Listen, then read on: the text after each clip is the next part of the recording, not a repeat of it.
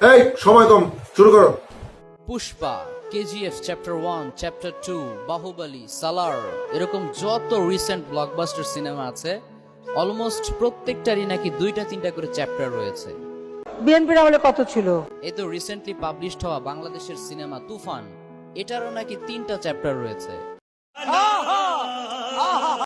তো এই যে একটা চ্যাপ্টার পাবলিশড হয়, এরপর নেক্সট চ্যাপ্টার পাবলিশ হতে অ্যাটলিস্ট 1.5 থেকে 2 বছর সময় লাগার কথা।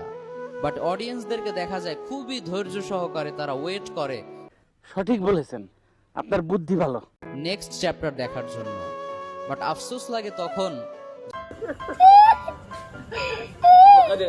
যখন আমাদের 2-3 মিনিটের একটা ক্লিপ তারা পুরোপুরি দেখে না। Wait a minute. Who are you? 5-10 সেকেন্ডের একটা কথা শুনে তারা কন্ট্রোভার্সি তৈরি করে ফেলে।